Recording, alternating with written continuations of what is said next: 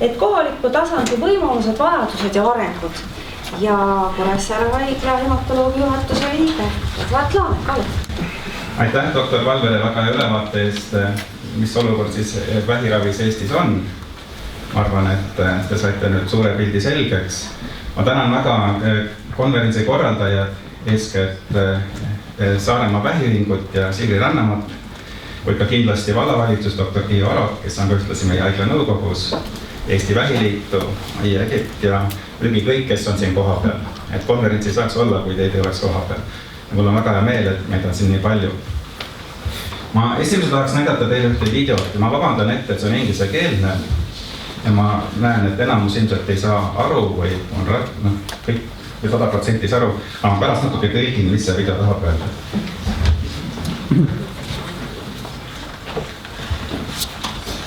Häält ei ole. Meil ei ole häält. Ei saagi aru. Tumm pildi vaatamine. Tõlkega kohe alustada. Jaa, aga ma tahaks ikkagi saada, kui ma saaks hääle oleks, ma vaata, kas sealt on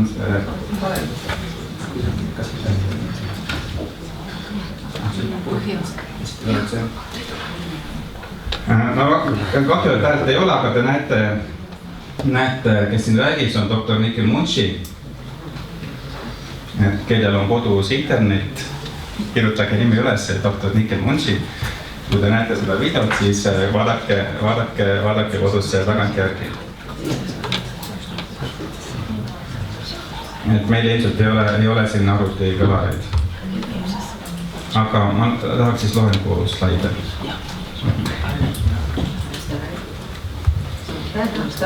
Ja, aga selleks ta räägib nii põhjalikult, et ma võtsin abimaterjali.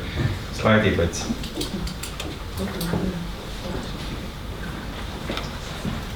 Et ma räägin teile põhimõtteliselt siis Kuressaare haigla perspektiivi vähist ja vähiravist.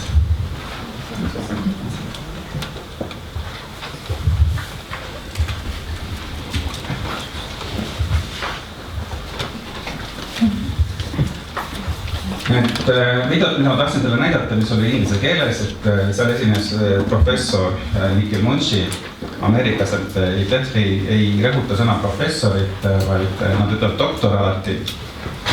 Doktor Nikil Munshi on siis Harvardi meditsiinikooli meditsiiniprofessor.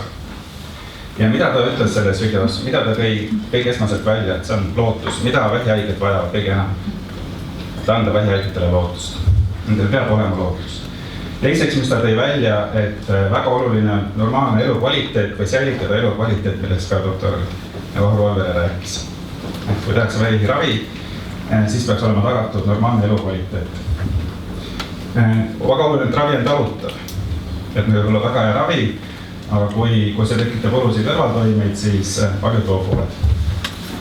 Tänapäevase vähiraviga, mis on suurel määrad, nagu te kuulsite juba immuunravi, tablettravi, süsteravi, et mis ei pea olema haiglates, voodites, et väga oluline jätkata siis oma normaalse eluga. Et ei peaks loobuma töökohast, saab käia oma perega reisidel, et see kõik on väga oluline. Vähiravi on teekond. Et algselt, kui saadakse diagnoos, on šokk, siis võib tulla võitluse faas, siis otsustatakse vähiga võidelda ja lõppkokkuvõttes paraku jah, kõik vähid ei ole välja ravitavad, et tuleb ka siis elu lõpuga harjuda ühest hetkest. Ülimalt oluline on usalduslik suhe arstiga. Et kuidas patsient ja arst omavahel suhtlevad. Et kui patsient ja arst omavahel ei klapi või seal ei ole usaldust, siis ei ole ka ravi tulemust. Ülimalt oluline on ka patsiendi enda arusaamine haigusest, sest me tuleme ühiskonnast, doktor Tiiu Aro rääkis, et ei tohtinud öelda, et on vähk, et see oli keelatud. Ja sellest ühiskonnast me tuleme, et kui mina alustasin meditsiiniga, siis praktiliselt arst oli nagu jumal, see arst ütles, nii oli.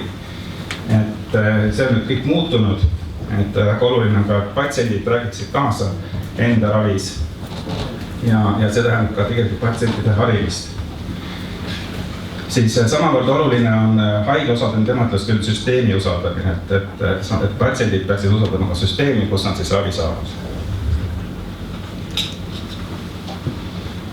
Mida ta veel pani südamele, et kui saadakse vähidiagnoos, tuleks kaasata oma perekond ja lähimad sõbrad. et ma tean, ka minul on haiged, kes ei taha üldse öelda, isegi abikaasal ei taha öelda, et tal on vähk. Et see arvab, et see teeb liigse emotsionaalse koormuse või on seal muud põhjused, aga jah, on patsiente, kes ei taha üldse öelda isegi kõige lähematele perekonnaliikmetele, et nendel on vähk. Aga tegelikult tõde on ilmselt selles ikkagi, et kui on perekond teadlik, lähimad sõbrad teadlikud, nad oskavad aidata. Et kui inimene jääb üksi oma murega, see on väga halb. Ja enam ei ole küsimus, paljudes vähkides pole enam küsimus mitte ellu jääda, mis oli 15, 20, 25 aastat tagasi, vaid nüüd on siis küsimus, et kuidas selle vähiga elada. Samuti tõi ta välja, et ravi koordineerimine ühes kohas oleks kõige parem.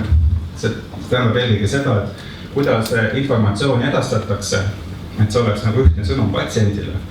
Et kui patsient saab ka mitmest kohast erinevat informatsiooni, siis see tekitab segaduse. Ja see ei aita ka raviprotsessile kaasa. Ja muidugi tänapäev on ülimalt oluline ka õdede roll. Et enam isegi mitte niivõrd arst, vaid õde, et näiteks Ameerika Ühendriikide keskustest see teadmine kontakt, kellega patsient kõige rohkem suhtleb, ongi õde. Samuti ütles doktor Munchi, et patsiendid peaksid informeerima arsti, et kuidas nad haigusest aru saavad, mida nad nagu üldse ootavad ravilt või prognoosilt. Et ka arst teaks, mis on patsiendi enda ootused. Siis on üks ingliskeelne sõna, mida ma ei oska tõlkida läbi aastate. Kui siin on saalis täna, kes oskab selle ilusti ära tõlkida, siis ma olen väga rõõmus. Empowerment, võimustumine, mulle meeldib sõna võimustumine. Võimestamine, see mulle ka nagu natukene jõustamine. Ja jõustamine, need kõik on väga huvitavad terminid. Aga see sisu on selles, et patsient saab nagu kontrolli iseendale haiguse või teatud otsustusvõime ja see eeldab arusaamast haigusest. Ja ütles, et patsiendil on õigused, sõna otseselt välja ja patsiendil peab olema ka siis sõna, et oma raviotsustes kaasa rääkida. Ja lahendused ütles, et mis on siis lahendused tänapäeval?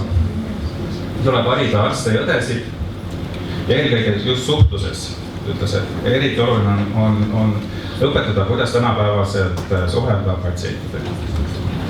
Ja seda me näeme ka noortega, eelkõige, kes on natuke, ütleme siis teine põlvkond, kui ütleme isegi minu vanused või isegi natuke vanemad.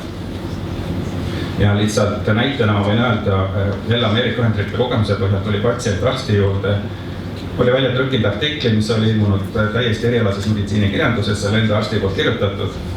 See oli alla joonitud ja ta ütles, et doktor, mul on 20 küsimust. Kas teil on aega selleks? Arst vastas jah, et käime siin 20 küsimust läbi. Patsientidel on tänapäeval siis oluliselt parem juurdepääs infole läbi interneti, mis võib ka tekitada segadust.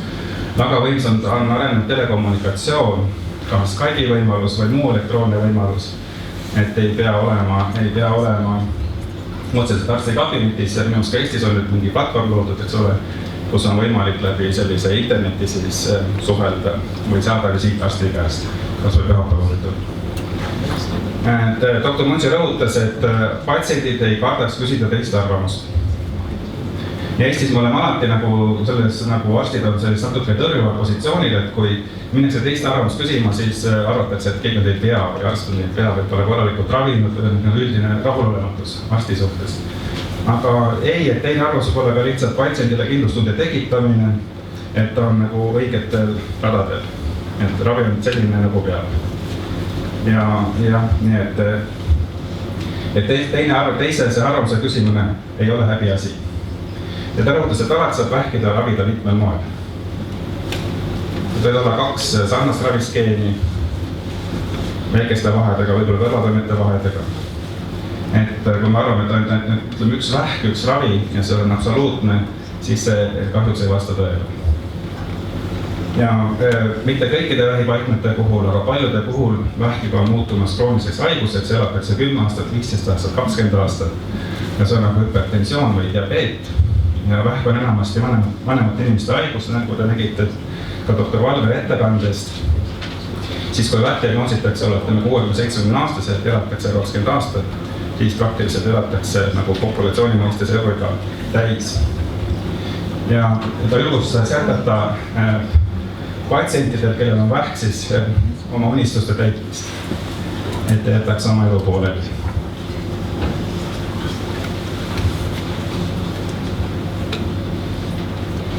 Jah, ja doktor Mõtsi on käinud ka mitmel korral Eestis. See on üks tema visiitidest Eestis ja see toimus Tartu Ülikoolis 2016. aastal. Ja ma väga loodan, et me näeme teda ka Kuressaares lähiajal.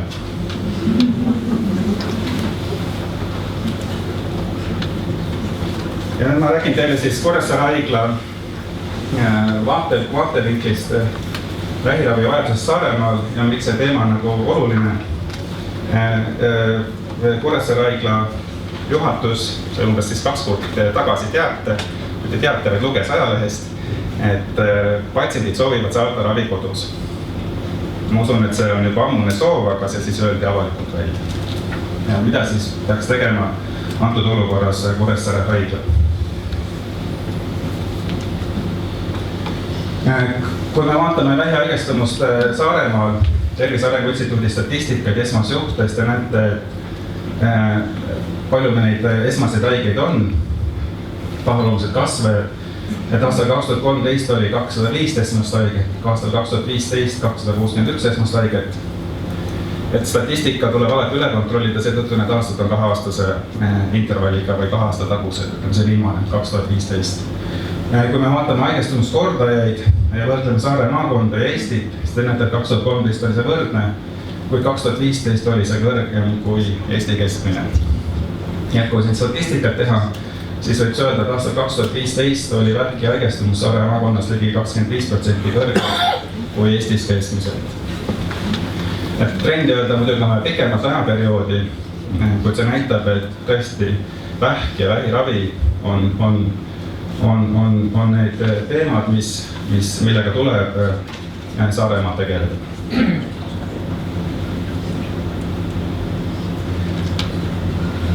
Kui me vaatame, palju on tehtud keemiaravisid 3 aasta jooksul 2015 kuni 2017, see on siis Eesti Haigekassa statistika. Ja see on need teenuskoodid, ehk need koodid, mis siis kodeeritakse raviarvetele, mida see Haigekassa maksab teenuskoodi alusel ja see on põhimõtteliselt intravenoosne veenisisene keemiaravi. Et see ei ole kogu keemiaravi, vaid just eelkõige see, mida tehakse haiglates ja läheb veeni ravi.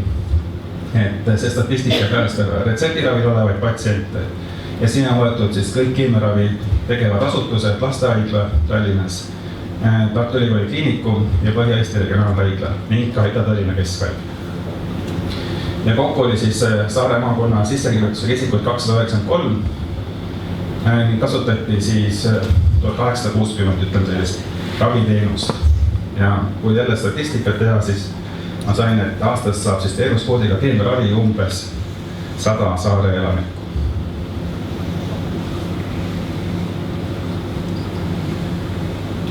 Kui me vaatame, mis toimub veel enda haiglas, et kas Kuressaare haigla näeb vähidiagnoosiga patsiente või ei näe, siis vastus on jah, näeb. Et ka meil käivad vähihaigega patsiendid, muidugi mitte ravi saamas, aga kui on näiteks ühe vereanalüüs, kui on mingi tüsistus või isegi kui ütleme elu lõpuperiood, kus ei saa kodus olla. Ja kui me vaatame jälle statistikat, esmaseid juhte, siis ambulatoorselt 2015 oli neid 850 inimest, 2017 918. Nii et see kergelt tõuseb, nagu kogu vähistatistika tõuseb. Päevaravis oli meil 10-14 inimest ja sinna alla kuuluvad ka diagnostilised protseduurid. Näiteks on vähikahtlus, tehakse operatsioon, kolde või lümfiseme eemaldamine päevaravis, siis sinna kodeeritud. Ja statsionaaris oli 74-60 inimest. Ja kui me võtame kokku ka korduvad juhud, siis ambulatoorsel vastuvõtul 2017 käis ligi 2000, käidi 2000 korda. See ei ole 2000 patsienti, vaid 2000 korral. Ja statsionaari siis viibiti kokku 333 korral. Nii et seda vaadates jah, et vähiravi tegemine koha peal on tõesti aktuaalne. Ja millised on Kuressaare haigla võimalused? See on pilt siis meie ilusast haiglast. Ja sissekäik. Et enne kui me räägime Kuressaare võimalustest, me peaks meelde tuletama, mis on siis vähikeskus. Ma tahaks rõhutada, et Kuressaare haigla ei räägi praegu vähikeskuse loomisest selles kõige klassikalisemas mõttes.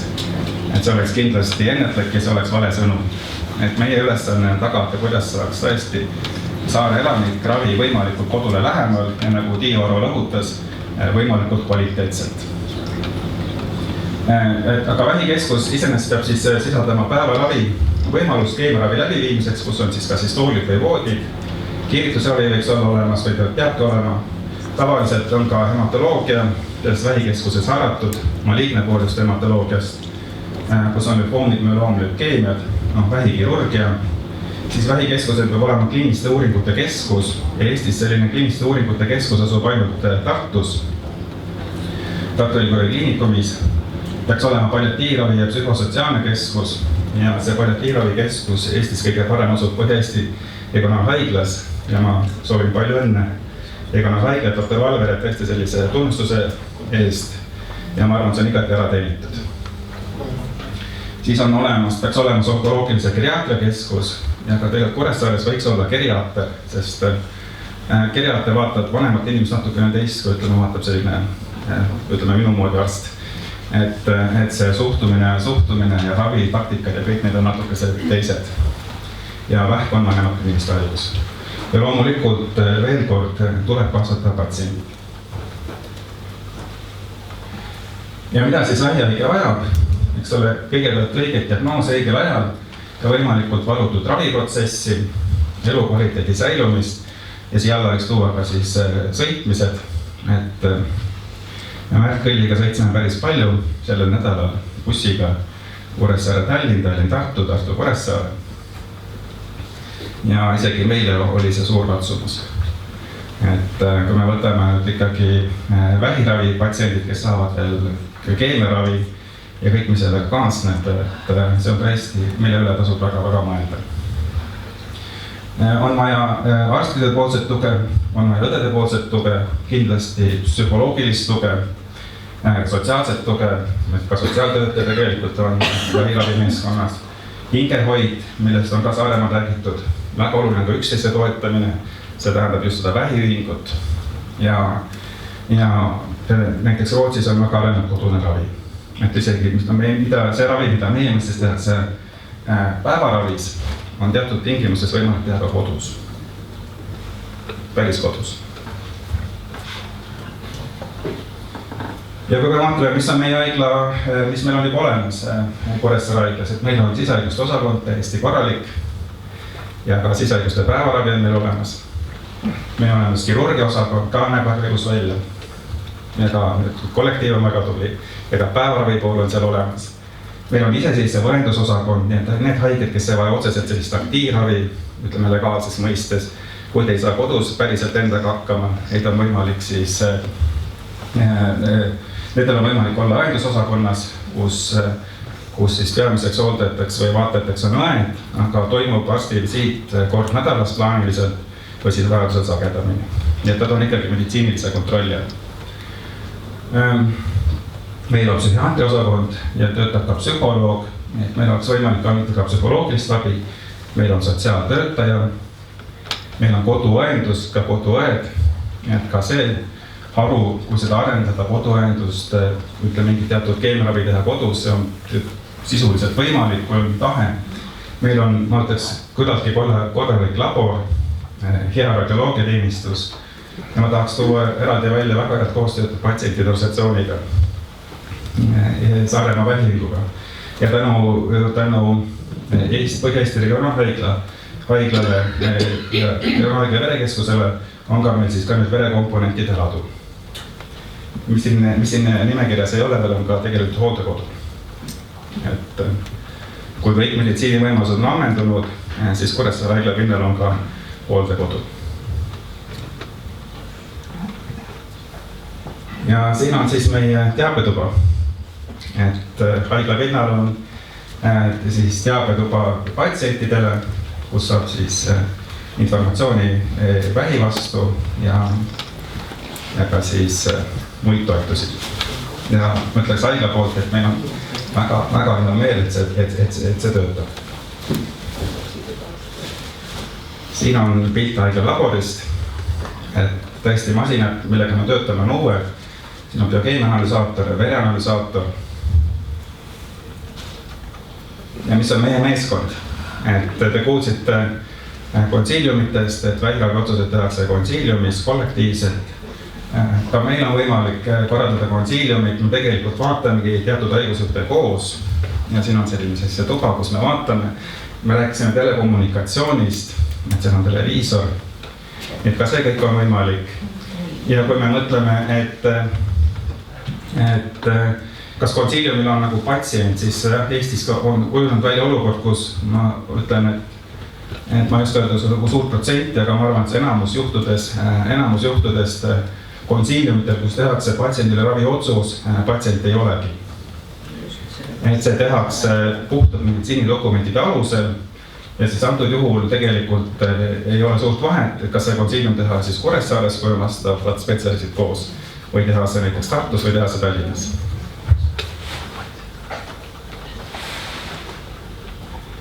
Ja kes on siis meie meeskonnas? Ma arvan, doktor Oja Reerikut vist meie vähipatsiendid peaksid kõik teadma, et tema on meie see alussammas tugi, nurgakivi, kes siis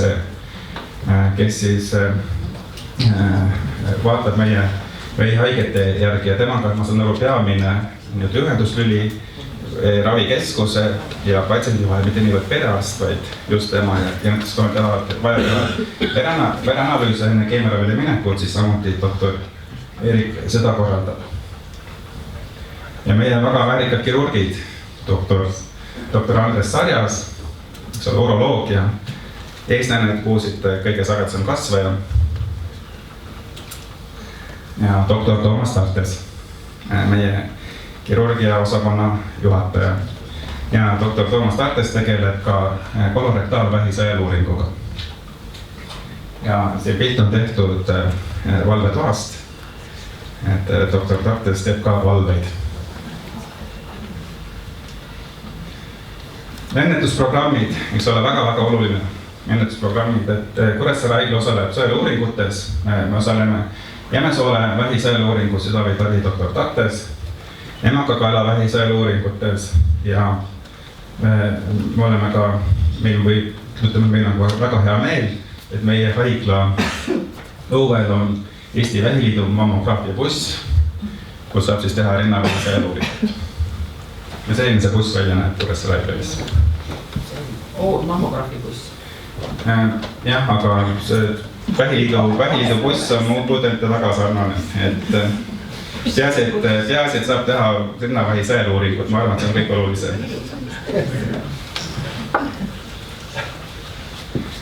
Ja emakakaela vähi sõeluuringut viib peamiselt läbi Helgi Tammur, meie taga kogenud ämmaemand. Ja kes, ma saan aru, kes ei soovi minna ämmaemanda juurde või Helgi Tammuri juurde, on ka muidugi võimalik minna teiste ämmaemandade juurde või otse arsti juurde.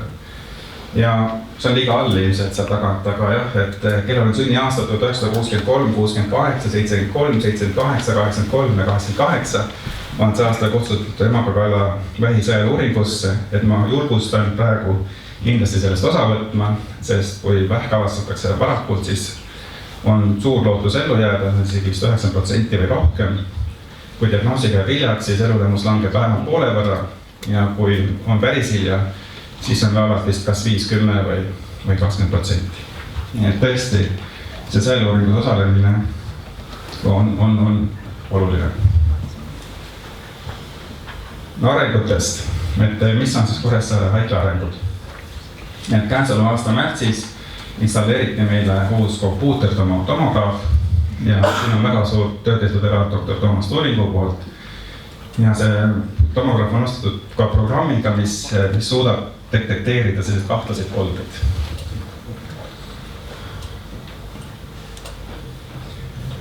Käesoleva aasta juulist omab Kuressaare haigla hematoloogia litsentsi et me saame osutada hematoloogia ambulatoorset teenust, mis tähendab, et me saame teha tablettravi ja võib-olla mõningaid nahaaluseid süste. Nii et ütleme, need vähihaiged, kellel on hematoloogiline haigus ja kes vajavad tabletti, need ei pea enam sõitma. Nad saavad kogu ravi koha peal. Ja näitena ma olen siin toonud, et patsiendid, kes on käinud nüüd hematoloogia vastuvõtul, on üks krooniline myeloidne leukeemia, sel aastal on 2 uut patsienti, kes on saanud ravi koha peal. On käinud kroonilise lümfootse leukeemia patsiendid, kes küll otseselt praegu ravi ei saa, sest nad on jälgimise all. Tõelise polütsüteemiaga patsient ja see on haigus, kus punaverelillesid on hästi palju ringlemas. Ja need patsiendid saavad ravi. Siis on haiged essentsiaalse trombotsüteemiaga, mis on haigus, kus on hästi palju trombotsüüte ja seal on ka väga kõrge trombioht. Ka need patsiendid saavad koha peal ravi ja on ka veloomihaiged. Mida me veel siis oleme teinud, et Kuressaare haigla viis siis ellu, ütleme jah, paar kuud mõeldud programmi, mida me nimetasime Kuressaare haigla kohtub kogukonnaga. Ja see on mõeldud kui hariv loeng tõesti inimesele, kes ei pea olema isegi patsient, täiesti terve inimene, aga kellel on soov rohkem teada mingisugusest haigusest või seisundist. Ja see loeng tegelikult on natukene hiljaks jäänud, sest septembris oli verevähi teavituse kuu, nii et õige aeg oleks pidanud tegema seda septembris, aga asjaolude sunnil ta jäi oktoobrisse. Ja jah, nii et me rääkisime eile verevähist ja ma tean, et ka puuetega inimeste koda on palunud hematoloogse loengu, et ma arvan, et seda loengut kordame siis puuetega inimeste kojas. Ja kui te küsite, kui palju oli osavõtjaid, siis kõik kokku kuskil 25. See aasta tuleb veel üks loeng Nitify teemal, ehk see on siis kromosoomtest, kui on see madalaline rasedus. See toimub 13. november ja ma loodan, et ka detsembris saame teha veel ühe loengu ja ma loodan, et see on logopeedia teemadel. Füsioteraapia, taastusravi on meil, et Raili Sepp on ka siin, et ole ja tõuse püsti, siis kõik näevad siin. Et Raili Sepp oli võttis härjal sarvist ja tuli vastu, et ka eelmisest loengust nägite kindlasti, et liikumine on äärmiselt oluline vähihaigetele ka diagnoosi saamisel, ravi ajal, ka peale ravi.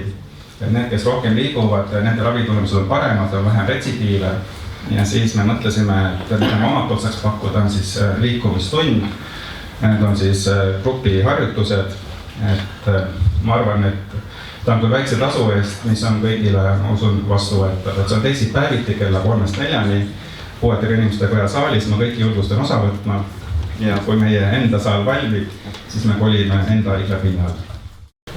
Me külastasime eelmine kolmapäev Helsingi Ülikooli haiglat, et me püüdsime võtta siis haigla igast üksusest esindaja ja võtsime kaasa ka õed, sest te kuulsite, et õdede rolli järjest suureneb. Ja ka haigla nõukogu oli palutud delegatsiooni. Ja mida me siis nägime? Et kõige kõrgem, ütleme hierarhiliselt professor, kes meid vastu võttis, oli professor Johanna Matson, kes on Helsingi Ülikooli vähikeskuse direktor. Ja ta esitas ülevaate, kuidas vähikeskus töötab, mis on need põhimõtted, kuidas on need patsiendid. Ja ta rõhutas, ja see on täiesti õige, et Helsingi Ülikooli vähikeskus on kompetentsikeskus. Ta on sertifitseeritud kompetentsikeskus.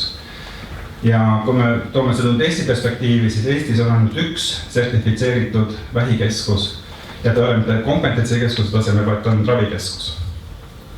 Ja mis on nagu üks, ütleme, tase natukene madalam, et kui on ravikeskus, siis sellest võiks edasi tulla järgmine sama kompetentsikeskus. Ja see ravikeskus asub siis Tartu Ülikooli kliinikumis, Tartu Ülikooli kliinikumi välikeskus ja see on suurel määral siis professor Hele Everosi initsiatiiv, kes selle läbis. Ja kes meid vastu võtsid, hematoloogia osakonna või kliiniku juhataja professor Kimmo Porka ja hüppimis üksuse juhataja professor Rita Vassile. Ja paar slaidi ma mõtlesin, et näidata elust endast. Et kui me vaatame numbreid ja abstraktsed ja räägime, et kas teha ravikodus või mitte teha ravikodus või millist ravi teha. Et see on nagu igaühele natuke mõtlemiseks. Et siin on nüüd pilt müeloomi haigest, kellel oli kirjutatud haiguslukku, et patsiendil on halb ravisoostumus. Et mis tähendab, et on halb ravisoostumus? Ja tõesti, et kui see kirjutati lukku tol hetkel, et patsient on halb ravisoostumus, siis ta ka tõesti nii oli. Patsient pidi käima mandril, väga pikk sõit, analüüsid olid korras, olulisi kaebusi tol hetkel ei olnud ja patsient ei ravita. Ja mis selle tagajärg on? Tagajärg on see, et haigus läheb edasi. Kuna tegemist on müeloomtõvega, mis lõhub luid, siis te näete, see pointer on ka, et luud on kokku kukkunud. Kõik luud, see on tugev valu, siin müeloomi massid kasvavad vaagnaluust välja. Ning seal patsiendil olid õlavarreluumurrud ja mõlemad vaagnaluumurrud, mis tähendab siis voodis olemist, voodihaiglik. Ja see on tegelikult, ütleme, teatud mõttes kivi arstide kapsaaeda. Teatud mõttes on see patsiendi teadlikkus. Arst ei saa teha vägisi ravi, kui patsient ütleb, et ta ei soovi ravi. Teine küsimus on, kas patsient teab, kui ütleb, et ta ei soovi ravi, mis selle tagajärjed on. Ja see peamine faktor, miks siin patsient ei soovi ravi, oli tõesti väga raske sõit. Müeloomihaigel on luuvalud, seljavalud. Ja kui analüüsid on korras, siis tõesti tekib kiusatus, et kas ma ikka pean sõitma. Ja seda ravi on võimalik teha Kuressaare haiglas. Ning teine juhtum elust enesest. 90-aastane mees, öeldakse, et vanusega ei tohi patsiente diskrimineerida, mis paraku juhtub. On ka Rootsis seda juhtunud. On ka Soomes juhtunud, näiteks vaadatud, et kui on uued ravimid tulevad kliinikusse, kes neid saavad, siis pahatihti juhtub see, et vanemad patsiendid jäävad nendest ilma.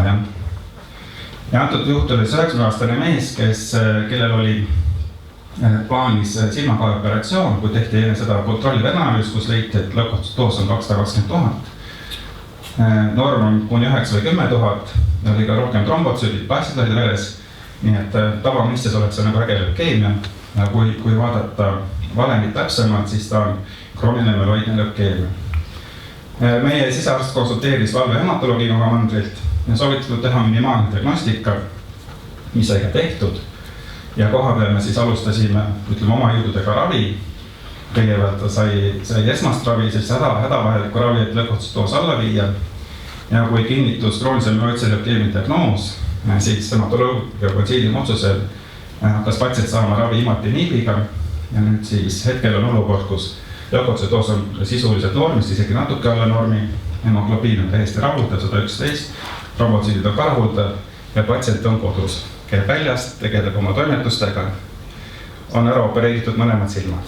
Nii et ma usun, et tema elukvaliteet on hea ja ravi on toimunud kõik koha peal.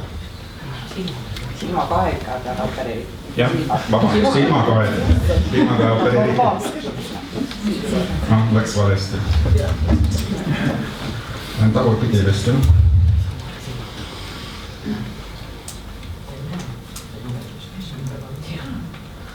Nüüd vist läheb õiget pidi. Ja kuidas siis vähiravi koha peal arendada? Kuidas seda koha peal arendada? Kindlasti vajab Kuressaare haigla tuge ja meile on ulatanud oma abiga Ida-Tallinna Keskhaigla, et paar nädalat tagasi Ida-Tallinna Keskhaigla delegatsioon eesotsas sisekliiniku juhataja Rai Suklese, doktor Rai Suklese ja onkoloogiakeskuse juhataja Kristiina Ojamaaga külastas Kuressaare haiglat. Ja ma sain aru, et nad on valmis pakkuma meile abi nii keemiaravi lahustamise osas, mis on tegelikult üks esmane, kui ka selles osas, et ehk tuleb onkoloog kohale Kuressaarde. Ja ma kutsuks Rai Sukles, et ta räägiks ka paar sõna, mis võimalused või kuidas töötab Ida-Tallinna Keskhaigla vähikeskus ja senikaua, kui ta tuleb. Ma näitan siis viimase slaidi enda poolt, et palju inimesi tuleb tänada. Laborijuhatajad doktor Pesukova, radioloogia juhatajad doktor Tuulingut, sisearstid doktor Viisutit ja doktor Marianelist, meie kirurge, Kati Kalavus, kes andis statistika, Helgi Tammur, siis kindlasti Saaremaa vähiringut, haigla juhti Märt Kõllik, haigla nõukogu eesotsas Kalle Laanetiga, kes on väga tugev toetaja, et vähiravi jõuab Saaremaale ning ka patsiente. Aitäh!